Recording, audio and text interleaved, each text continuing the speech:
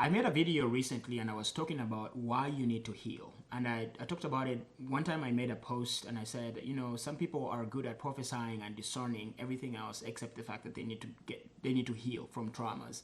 You're just really bleeding on people based off of your previous and past traumas. And so this is a video that I want to show you, and I think it makes the case for why we all need to heal. Watch. The best example of love I had was with my pops and his other woman. It's the best example of love. He loved her. For whatever issues he had with my mom, it wasn't love. But when I really sit and think about how he treated that woman, that's who he was out with. I had to call my two younger brothers and talk to them about what was life like.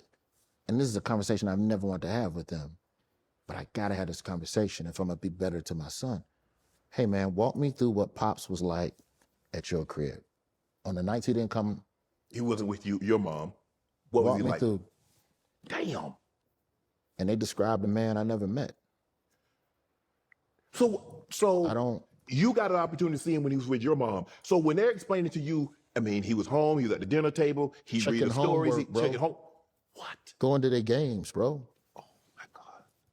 My pops never did that.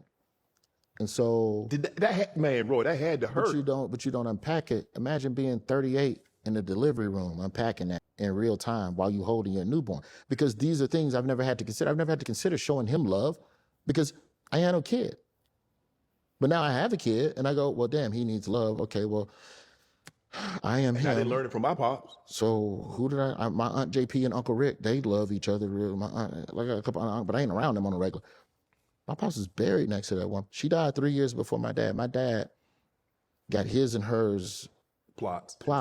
So I really think that, I think this is a very prime example of how generational traumas can be passed on to other generations that had nothing to do with it. This man had nothing to do with all of that that caused his dad to be that broken or to kind of live his life like that.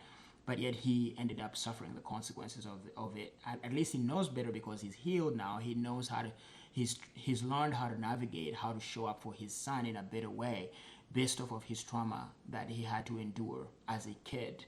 And I think that's the beauty of it, is like when you do the work and you actually invest in healing and becoming a whole human being, you actually end up improving the life of the generations after you. And there's no better gift you can give the generation after you than a healed version of yourself.